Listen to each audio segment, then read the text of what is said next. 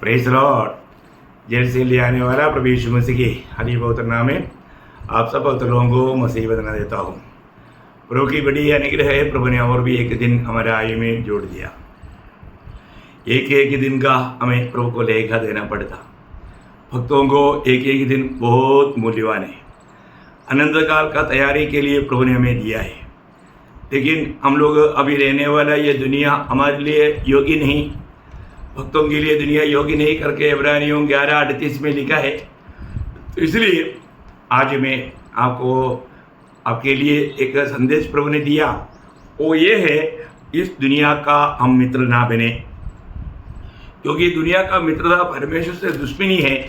इसलिए प्रभु का वचन कहता है याकूब उसका 4 अध्याय उसका 4 वचन, हे व्यभिचारिणियों, क्या मतलब दुनिया से प्रेम करने वालों को वचन कहता है ये व्यभिचारिणियों। देखा इसका मतलब प्रभु से दिल हट जाना वो एक व्यभिचार का तुल्य पाप है करके वचन बताता है। उसको हल्का नहीं जानना प्रियो। बहुत लोग वो संबोधना सुनते ही हमें कितना डर लगना चाहिए, है ना। इतना भयंकर मानव प्रभु का निंदा का बात है व्यभिचार। अभी यहाँ पर बोलते हैं ये व्यभिचारिणियों। देखा ये किसको बोल रहा है? क्या तुम नहीं जानते कि संसार की मित्रता करनी परमेश्वर से बैर करना है? प्रियो, हमें मित्रता जोड़ना है तो संसार से नहीं होना, हमारा मित्रता प्रभु से होना, ये प्रभु चाहता है। परंतु आज कई लोग संसार से मित्रता जोड़ा है। संसार से मित्रता जोड़ना ये परमेश्वर के साथ हम दुश्मनी ले रहे हैं, हम वो परमेश्वर का वैरी बन जाएगा, है ना। ये कितना भयंकर बात है। यदि परमेश्वर हमारे वैरी है तो क्या होगा प्रियो, आप सोचिए, है। तो इसका मतलब हम लोग कहता है कि हम प्रभु के लोग हैं, परंतु हम दुनिया से मित्रता जोड़ करके जीवन बिताता है तो वो एक सच्चा भक्ति का चिन्ह नहीं प्रिय, है ना। इसका मतलब हमें प्रभु ने संसार से अलग किया। यीशु मसीह बार बार बोलने वाले एक बात है, जैसा मैं संसार का नहीं वैसे ही वे भी संसार का नहीं। प्रियो, हम संसार का नहीं, हमको ये संसार से मित्रता नहीं करना। और संसार से मित्रता करेगा तो वो कभी भी परमेश्वर का मित्र नहीं बन सकता। प्रभु हमेशा मनुष्य से मित्रता चाहता है। आज हमें प्रभु के साथ का मित्रता है क्या, ये बात को हमें देखना है। अपने जीवन में प्रभु के साथ मित्रता नहीं है तो हम प्रभु का मार्ग कभी नहीं जानेगा। आपको मालूम है जब 25 भजन संहिता का 14 वचन में हम लोग पढ़ता है, यहोवा के भेद को वही जानते हैं जो उससे डरते हैं, और वो अपनी वाचा उन पर प्रकट करेगा। देखिए, जो प्रभु के साथ मेल खा करके प्रभु का मित्रता बन करके रहने वाले लोगों को प्रभु अपना वचन प्रकट करके देता है, प्रभु अपना बातें उनको बताता है। बहुत अद्भुत बात है प्रियो, है ना। जिसको प्रभु के साथ मेल है, प्रभु के साथ मित्रता है, प्रभु उनको हर एक बात बताता है। वो वचन बहुत गहरा वचन है। आप देखिए, आज प्रभु मुझे हर बात बताता है क्या? प्रभु के साथ ऐसे बातचीत होता है क्या?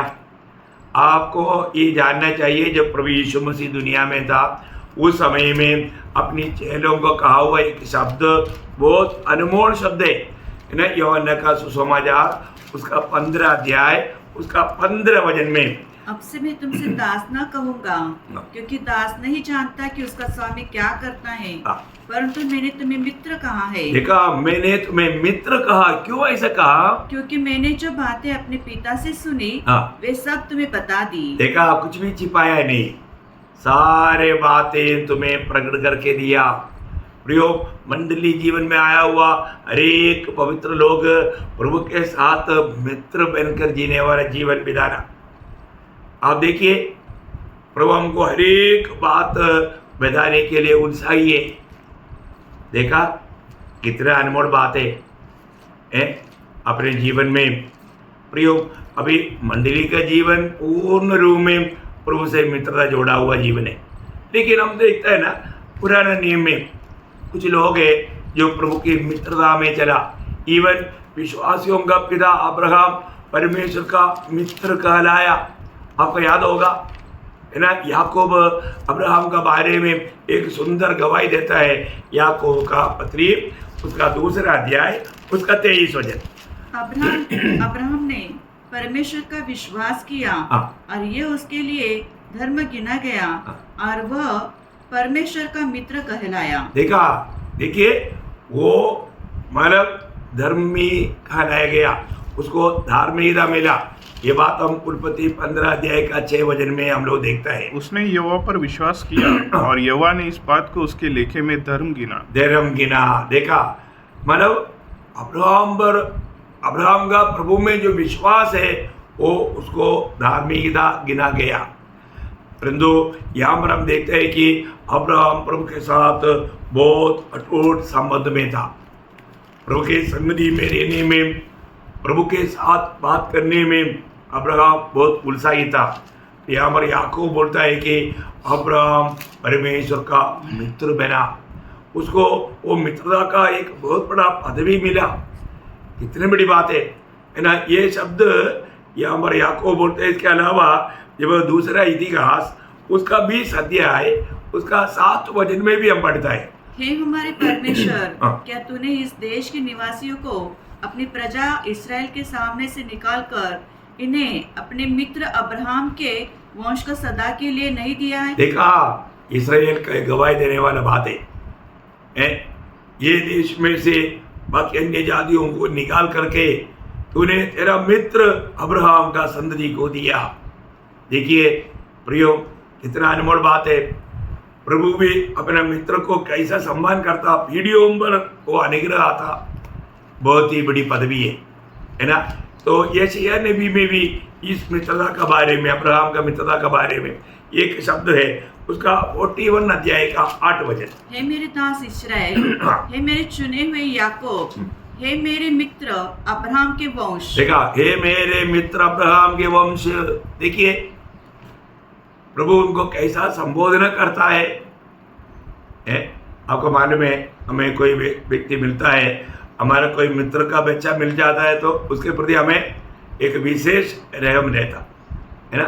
तो आप प्रियो, आप देखिए आज मानव हम लोग महान प्रभु का संतान है, मसीह में होकर के हमें परमेश्वर का मित्रता का पदवी भी प्रभु ने हमें दिया। बहुत बड़ी बात है। ये मित्रता का पदवी में प्रभु हर एक बात में खोल कर समझाना चाहता।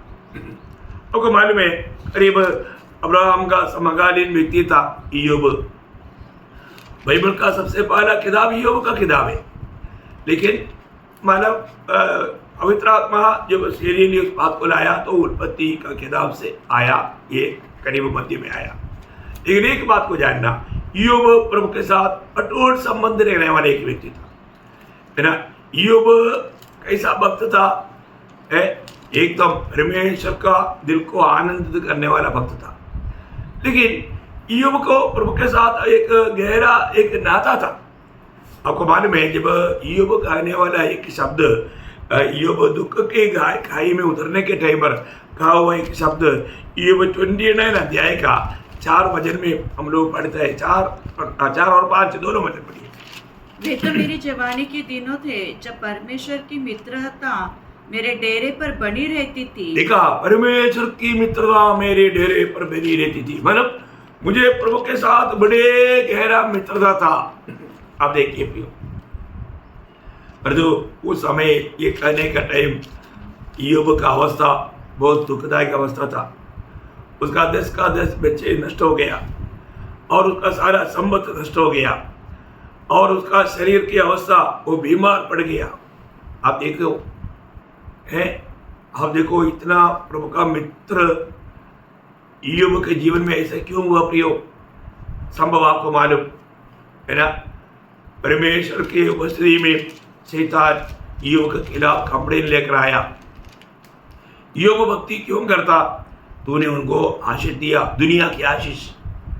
ये दुनिया की आशीष के कारण इयोब तुझे भक्ति करता है करके परमेश्वर के सामने ईयोब के खिलाफ शैतान ने कंप्लेन किया। उसका पहला अध्याय में हम लोग देखता है शैतान क्या बोलता, क्योंकि क्या तूने उसकी और उसके घर की और जो कुछ उसका है उसके चारों ओर बाड़ा नहीं बांधा?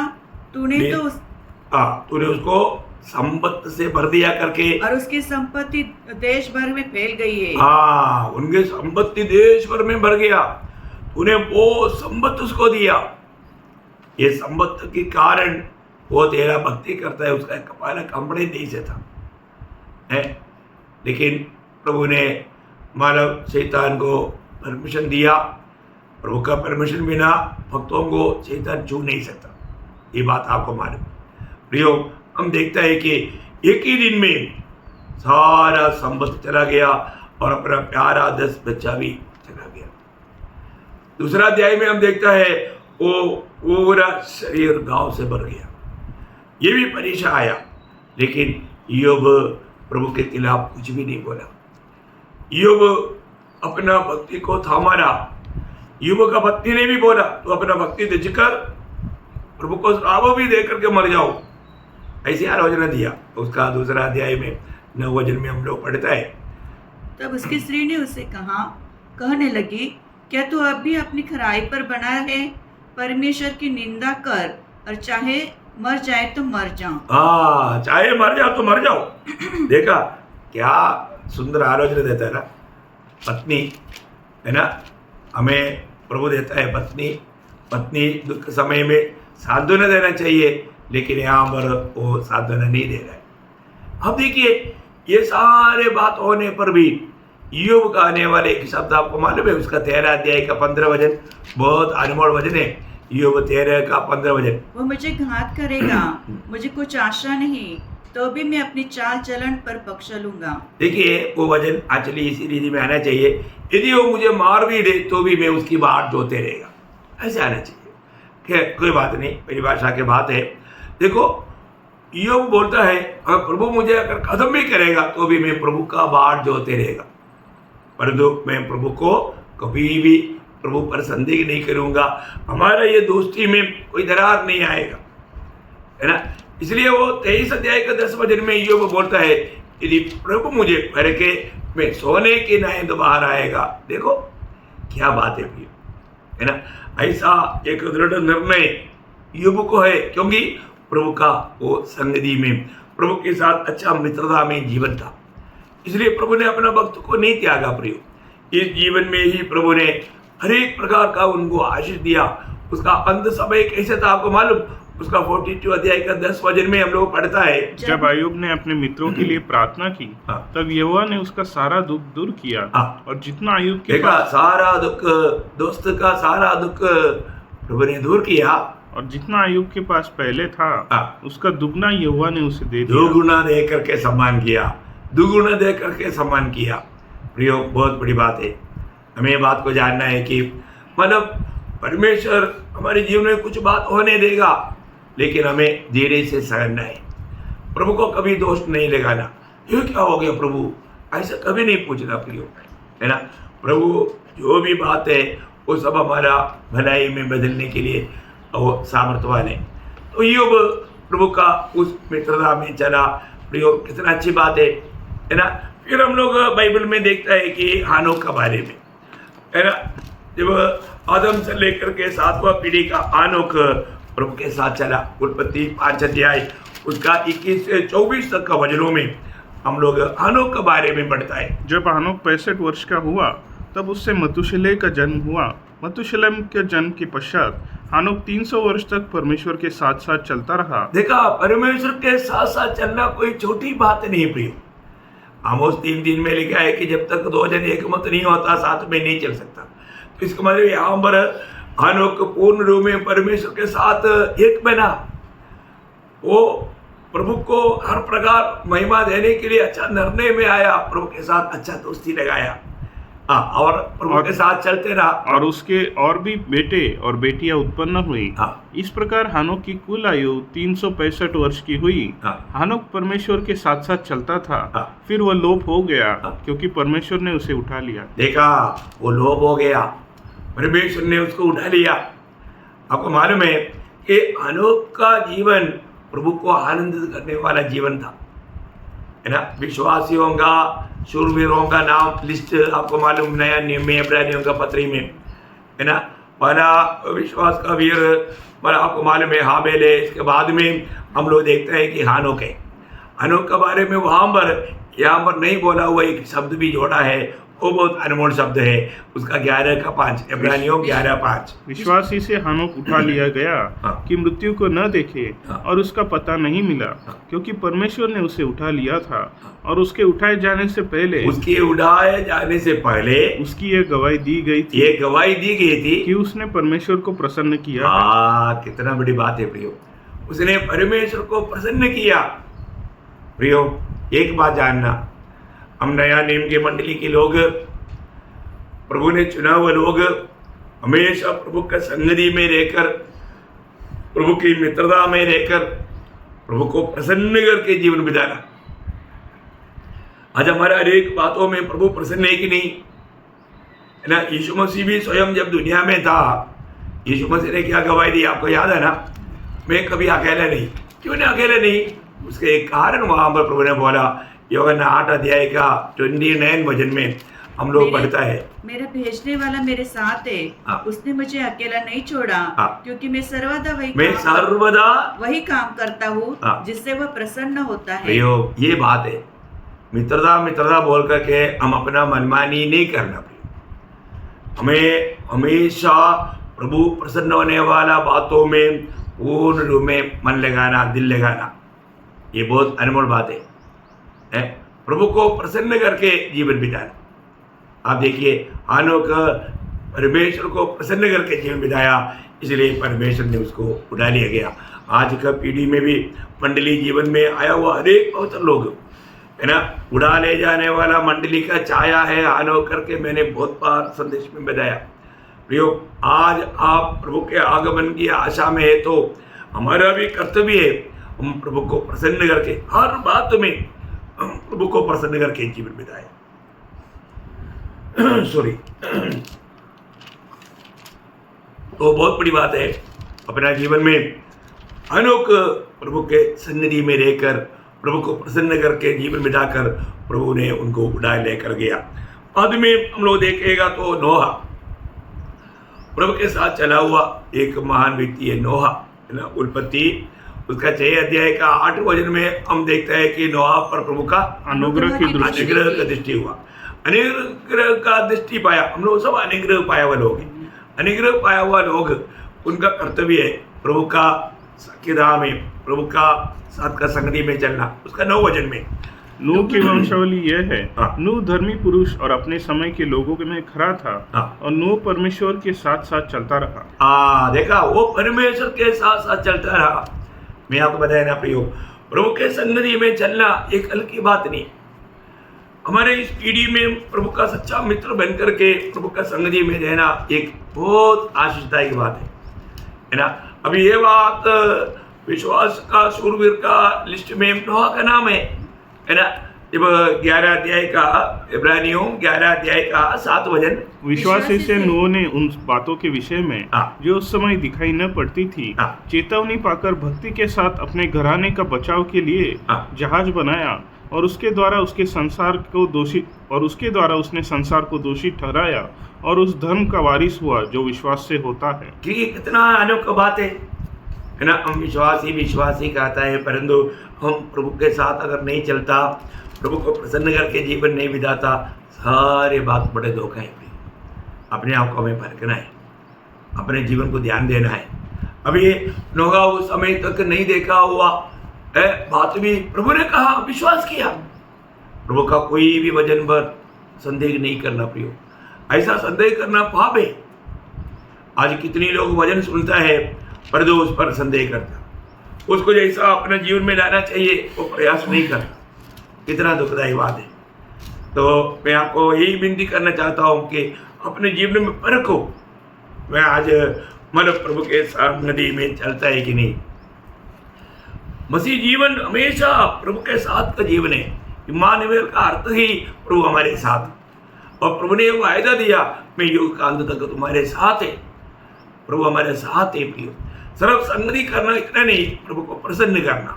आप देखिए, प्रभु का बातों को मानकर चलना, और एक बातों को मानने का हमें उत्साह चाहिए, है ना। और एक महान शूरवीर का व्यक्ति है, मतलब एक मित्र के समान प्रभु के साथ कार्य किया हुआ व्यक्ति है मोशा के बारे में निर्गमन का किताब उसका 33 अध्याय, उसका 11 वचन में हम लोग क्या पढ़ता है? 33 का 11।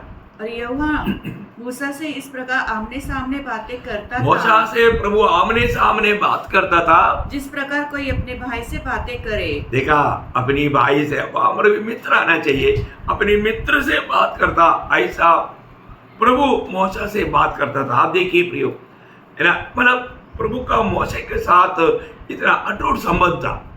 मैं एक बात आपको बताना चाहता हूँ, इसलिए ना मूसा के जीवन में जब चुनौती का समय आया, मूसा अपना मनमानी का चुनौती नहीं किया, प्रभु को प्रथम स्थान दिया। देखिए, प्रभु के संगति में रहने वाला हमेशा प्रभु की इच्छा को प्रथम स्थान देना चाहिए, प्रभु को जीवन में प्रथम स्थान देना चाहिए। अभी मूसा का जीवन में भी जब चुनौती का समय आया, प्रयोग जीवन में, सबके जीवन में चुनौती का समय आता है, और रोज एक चुनौती रहता है। उसमें मैं कैसा चुनौती करता है सुबेरे उठने से लेकर, आज भी कितने लोगों को प्रभु ने सुबेरे जगाया, लेकिन कोई जगता नहीं, प्रभु को बस्ती में आता ही नहीं। प्रभु ने मुझे जगाया, प्रभु ने मुझे बुलाया, प्रभु मुझसे बात करना चाहता है, वो बात का उनको आसास नहीं। प्रयोग एक बात जानना, हम लोग कैसे भी कुछ वचन जानने से कोई फायदा नहीं, प्रभु का एक एक हमारे ऊपर का एक्शन को हमें समझना है। अभी हम और मूसा के जीवन में जब एक चुनौती का समय आया, तो प्रभु ने, मूसा ने क्या किया करके, इब्रानियों का पत्री 11 अध्याय उसका 24 से 26 तक का वचन में शॉर्ट में ऐसे लिखा है, विश्वासी से मूसा ने सयाना होकर फिरौन की बेटी का पुत्र कहलाने से इनकार किया, इसलिए कि उसके पाप में थोड़े दिन के सुख भोगने से। देखिए, ये दुनिया का सुख भोगने के बीच में पाप है। आप दुनिया का कोई भी प्रकार का सुखों के पीछे भागना चाहता है, सुख चाहता है, आप साथ समझना आप उसके साथ पाप भी ले रहे। इसलिए बोला दुनिया का मित्रता परमेश्वर से दुश्मनी है। प्रियो, ये दुनिया का कोई भी बात आपको प्रभु से दूर करेगा। इसलिए दुनिया में रहने के टाइम पर हम इस दुनिया की खुशी ना, आजकल बहुत लोग अभी भी बर्थडे मनाना है, मतलब ऐसा कई बातें ये दुनिया का रीति में बना करके ज़्यादा के लोगों के जैसा बन करके वो वास्तव में प्रभु का संगति से दूर जाता। उनको मालूम नहीं, शैतान उनको बर्बाद आए, सावधान रहना प्रिय। तो यहाँ पर मूसा ने ये बात को निर्णय लिया, मैं पाप के साथ दुनिया का खुशियों को मैं पाऊंगा नहीं, छोड़कर और परमेश्वर के लोगों के साथ दुख भोगना उसे अधिक उत्तम लगा। देखा, परमेश्वर के लोग तकलीफ में, कष्ट में हैं, उन्होंने वो बात को चुन लिया और आगे उसने मसीह के कारण निंदित होने को मिस्र के भंडार से बड़ा धन समझा, क्योंकि उसकी आंखें फल पाने की ओर लगी थी। बहुत सुंदर बात है प्रिय, हमारे जीवन में हमें फल पाने की ओर हमारा आंखें लगे रहना। फल पाने का अर्थ दुनिया का बात नहीं, दुनिया में रहने के समय में मिलने वाला बात भी नहीं, आनंददा में, मैं प्रभु की पवित्र उपस्थिति में मैं किस प्रकार का प्रतिफल पाऊंगा। मसीह जीवन में भी एक बहुत श्रेष्ठ बात है प्रियो, मैं क्या प्राप्त करने के लिए जा रहा है, मेरे जीवन के दौड़ का लक्ष्य क्या है, ये बातों को हमें परखना चाहिए। अभी यहाँ पर प्रभु का मित्र बनकर चला हुआ 5 लोगों का जीवन को मैंने शॉर्ट में आपको बताया।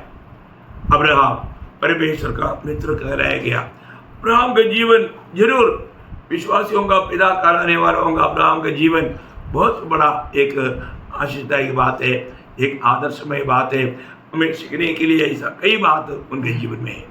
दूसरा हमने देखा ईयोब जैसा भक्त, ईयोब का जैसा जीवन में आया हुआ परीक्षा और हमारे जीवन में आएगा तो हम प्रभु को वास्तव में उस मित्रता में बना रहेगी क्या, हमें परखने वाला बात है प्रियो।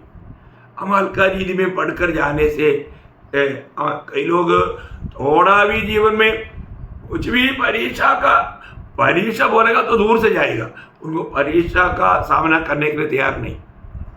कितना दुखदायी बात है भाई। मसीह जीवन में ऐसा परीक्षा आएगा, परख आएगा, ये सब बात हमें मसीहत में उन्नति में ले जाने वाला बात है। ये बात को हमें जानना चाहिए। फिर हमने देखा उसमें ईयोब पार होकर के ईयोब दुगुना आशीष पाया। फिर हमने आनोक के बारे में देखा।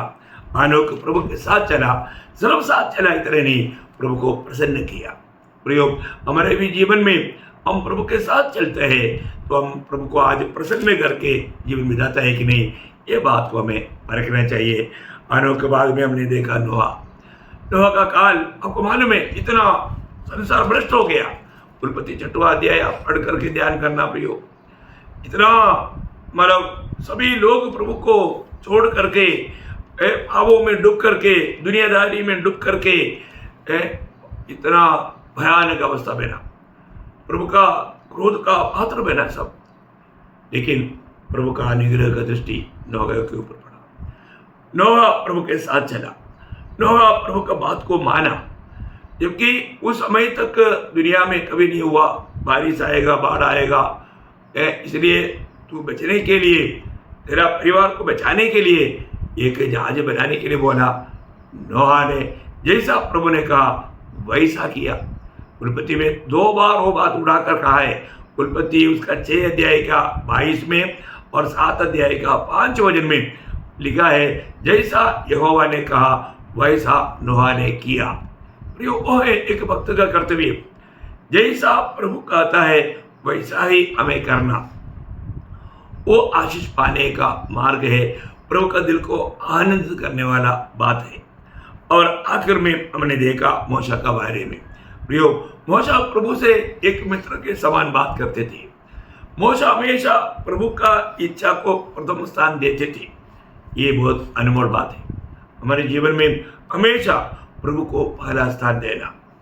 ऐसा प्रभु के साथ सच्चा मित्र बनकर के जीवन बिताएगा तो उसका प्रयोजन क्या है, उसका फल क्या है, वो बात में प्रभु का आगमन देरी हुआ तो कल का दिन आपको बताऊंगा। क्योंकि एक मसीह जीवन एक हल्का जीवन नहीं प्रियो, प्रभु का चुना हुआ जीवन है। प्रभु के साथ मेल खा करके, प्रभु के संगति में रह करके स्वर्गीय आलोचना में जीने वाला जीवन है मसीह जीवन या मंडली जीवन। बहुत श्रेष्ठ बात है। इन दिनों में हम लोग हिंदी क्लासों में है ना, सच्चा मंडली का बात बहुत गहराई में सीख रहा है। मैं आशा करता हूँ आप लोग प्रियो अपने जीवन को परखो। आज प्रभु के साथ एक सच्चा सख्यता या मेल या मित्रता, दोस्ती मेरा है कि नहीं, है ना, बहुत अनमोल बात है। प्रभु ने हमें अपना मित्र बनाया बोलेगा तो कितना बड़ा पदवी है। आप कितने लोगों को अपना मित्र बनाया? आजकल कोई भी लोग देखेगा तो सब धोखा देने वाले लोग हैं। एक सच्चा मित्र मिलना बड़ा मुश्किल है, क्योंकि इतना भाव का असर पड़ गया। इसलिए अपने आप को परखना प्रियो।